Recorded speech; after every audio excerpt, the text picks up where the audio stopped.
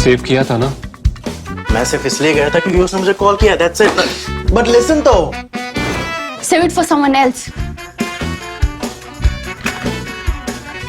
जिंदगी में सेव करना जरूरी है, मगर जब बात पैसों की हो सिर्फ सेविंग से काम नहीं चलेगा। इक्विटी म्यूचुअल फंड्स में इन्वेस्ट कीजिए और अपने सेविंग्स को आगे बढ़ने का मौका दीजिए। Mutual fund investments are subject to market risks. Read all scheme related documents carefully. Things are moving very rapidly in Pakistan, some on predictable lines, some on not such predictable lines. We also have some very interesting takeaways, in fact, 3 takeaways from there, and that's the reason I'm recording this episode of Clutter on Pakistan, even though, as you can see, I'm recording from Mumbai, from Marine Drive. Nobody can miss this side. And the people, this is the beauty of the spirit of Mumbai.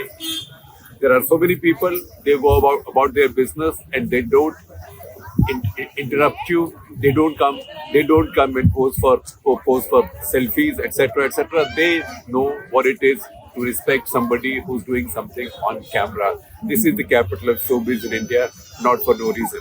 Now, 3 things about Pakistan, I told you. The third is the juiciest and the most interesting. It's also the least surprising. But because it is the juiciest, we will talk about it in slightly more detail than the other 2, and I'll keep it for the end. So here we go. The first one, as you've seen in your headlines, the meltdown of Imran Khan's party has begun. Now, this meltdown, I must admit, has been more rapid than I would have thought. I would have thought that given the fact that he had so much street power and his people had risen in revolt, attacking the top military installations, corps commanders' homes, an Air Force station, like that, I would have thought that he will rouse his support base again. But he is now proven to be a little bit cowardly, because his last long speech, about 20-minute speech, I heard that was a speech not of defiance.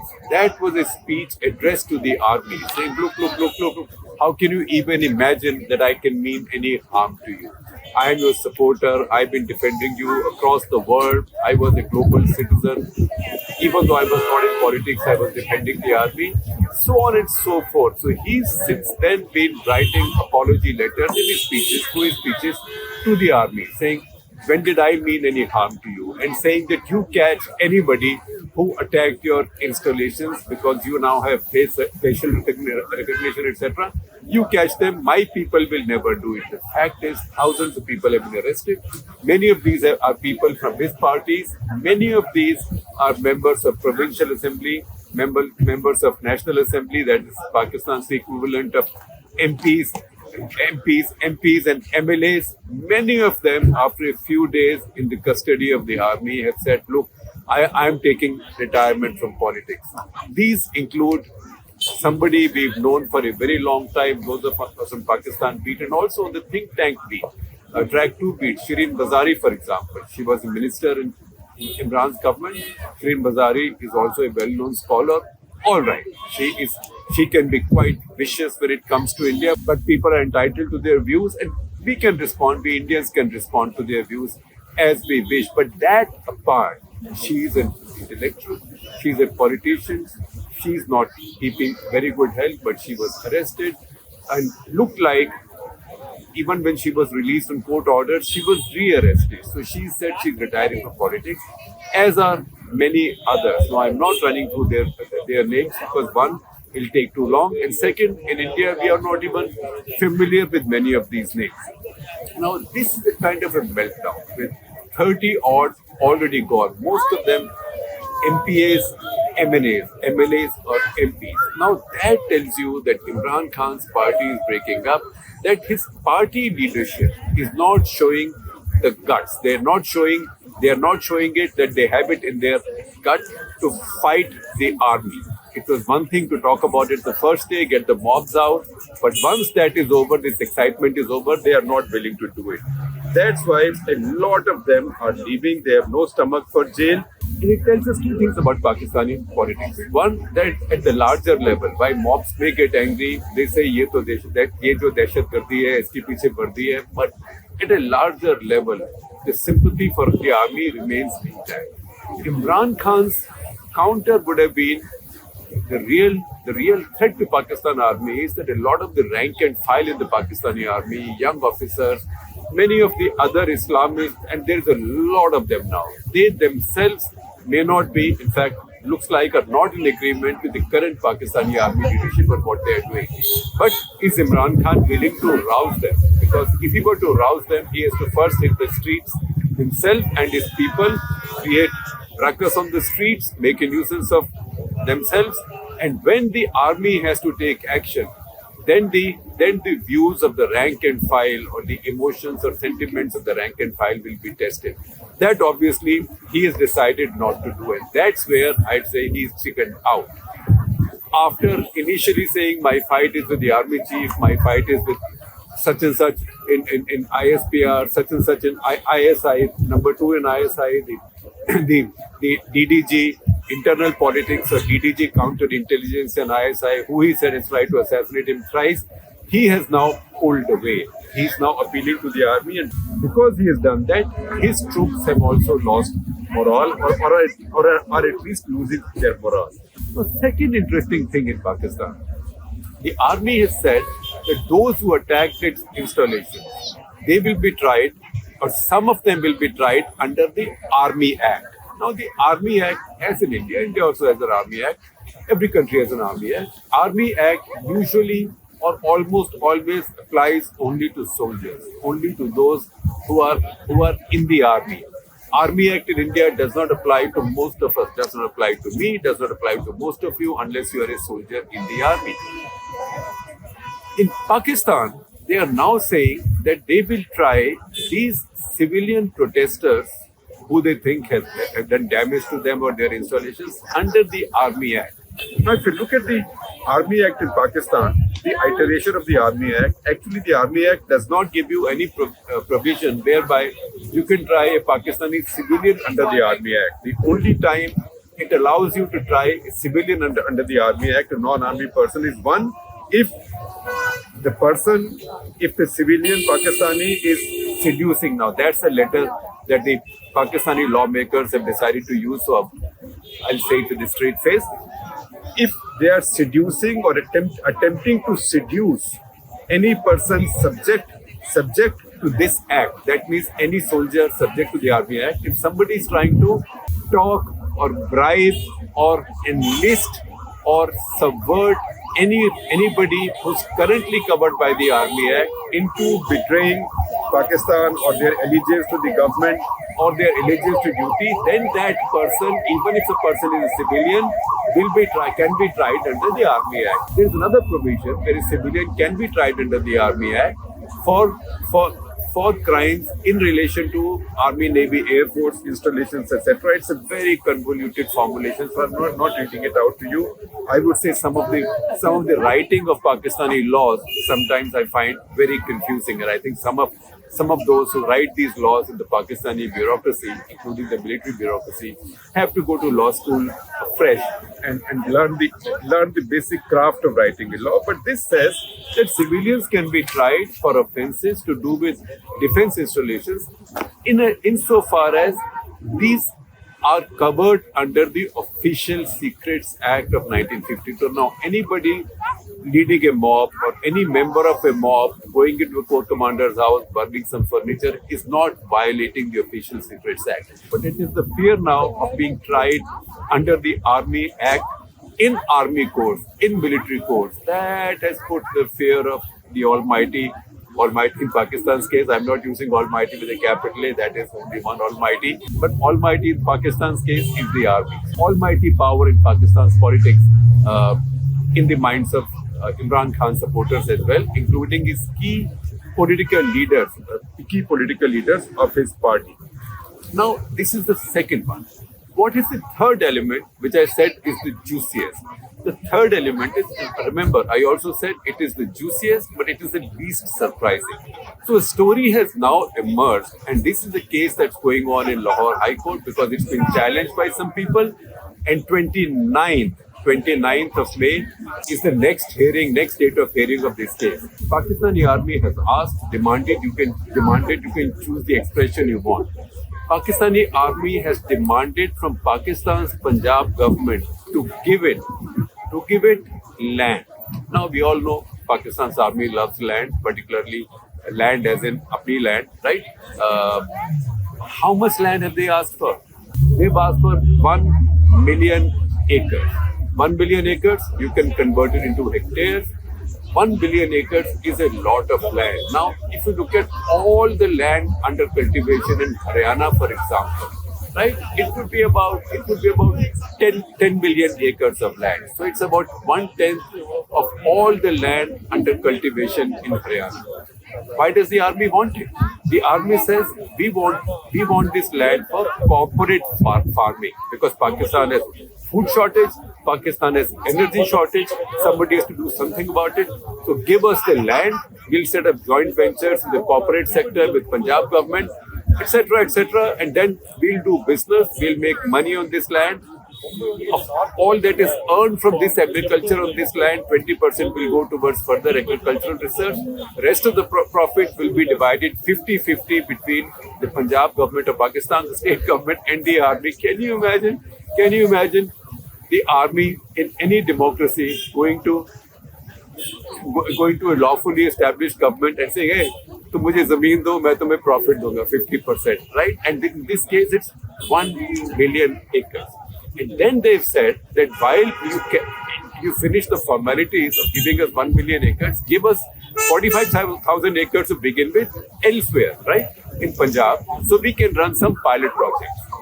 That allotment was made by the government of Usman Buzdar, who was from Imran Khan's party. Army asked for something, there is no bureaucracy. You bend over backwards and sign on the dotted line.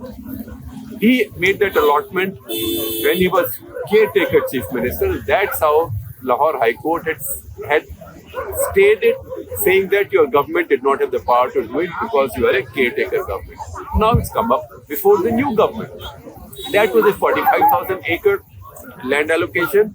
This demand is for 1 million acres.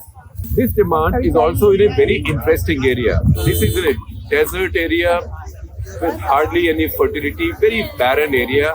This is called the Cholistan region of Pakistan. Now, Cholistan, the word Choli does not come from anything corny. Choli is in Turkish like sand. So these are vast expanses of deserts bordering India. So the 3 districts that constitute the Cholistan region in Pakistan's Punjab, the very deep south of Pakistan's Punjab, the 3 districts are Bahawalnagar, see on the map, Bahawalnagar, Bahawalpur and Rahim Yar Khan.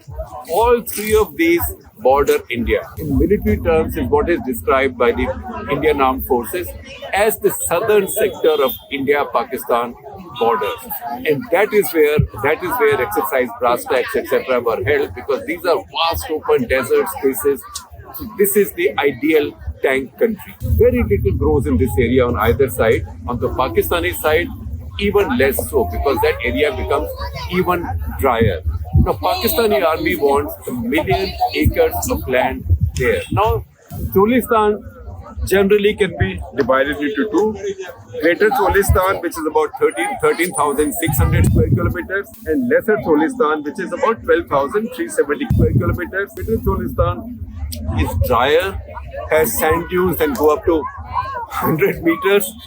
That is the area that borders India. And that's the reason I said on both sides that's the ideal tank country, because both sides also have very few water obstacles. So they either have to dig ditches or canals, etc., etc. And that is why both sides have seen this as vulnerable. So when I see the Pakistani army asking for 1 million acres there, and they say they will turn it into some kind of a green area by using modern technologies, etc. I also wonder if the effort is also not to bring in water for some place, maybe grow orchards there. It will be a great idea if they can green this area up, but also to create some kind of, if not obstacles for future Indian moves in that area, but also to get it better inhabited, get some economic value out of it, and then trees, agriculture, all of this and construction offers you protection as well, because anything is better than a totally empty desert. I don't know. I don't see it anywhere in any statement of purpose that the Pakistani army has put before the court. But before the court, they've said that, look, there is nothing new about armies getting involved in national development. So there is a quote from a press conference by Major General Ahmed Sharif Chaudhary, who is Director General of Media Wing at Inter-Services Public Relations, ISPR, who says, look, in Pakistan, food security is a challenge. And this is a quote from him. He says, in developing and developed countries, their governments have used the military in some way or the other to improve their agriculture. So why can't we do it? Why can't we do it? And the Punjab government in Pakistan, under what pretext have they cleared this first 45,000 acres? They cleared this under the pretext of requirement under CPEC, that is China-Pakistan Economic Corridor. That seems to be the umbrella under which you can park almost anything there. Along with this 1 billion acres, Pakistani army has also asked for an additional grant of 30,000 acres in the same Kholistan area to be given away to the families and widows of their martyrs, or shuhada as they call them. So this is a big demand, big ask for land. As things stand, this has gone to High Court in Pakistan. And we know how these back and forth things happen between the court and the establishment in Pakistan. So this is another interesting test. But once again, think about it. An army in a country which has a democratically elected government and a constitution, it makes demands to set up agricultural farms, joint venture agricultural corporate farms on 1 million acres of land. Now that said, before I let you go away, I'll point you also to Aisha Siddiqa's book and much else writing on Pakistan's military, including a paper by Paul Stalin and P. Nasrullah and E. Butt, a 2020 paper published in Journal of Strategic Studies at King's College, and this paper is titled Pakistan's Military Elite. If you look at Paul Stanley's paper, it tells you, see the chart, see the screenshot, how well Pakistan's corps commanders do even after they retire. So of the corps commanders, 23.4%, that is almost 1 in 4, then becomes the head of an army run, of a Fauji foundation or an Askari foundation, Askari soldiering, becomes the head of one of these Fauji run, army run foundations, or one of these army run corporate organizations. Pakistani army has a special place in Pakistan's economy and power structure. Once again, if you see Aisha Siddiqa's book, and I am sharing one screenshot with you, it tells you the companies that the armed forces foundations and organizations run. So there is Fauji Gas, Foundation Gas, Murray Gas, both army run. There is a Fauji Corn Complex, Makki, corn. So maybe they make cornflakes, Fauji Cement, Fauji Sugar Mills, Fauji Fertilizer Mills. There is also a joint venture for importing potash from Morocco that goes into fertilizers. Fauji Foundation experimented in seed multiplication farms, Fauji Oil Terminal and Distribution Company, Fauji Foundation University, and then Askari stud farms, right? Bunch of stud farms, rice mills, sugar mills, fish farms, cement manufacturing plants, then a bunch of shopping plazas. The army runs shopping plazas as well. That is the Army Welfare Trust. They have commercial plazas. Then leasing, insurance, banking and aviation businesses.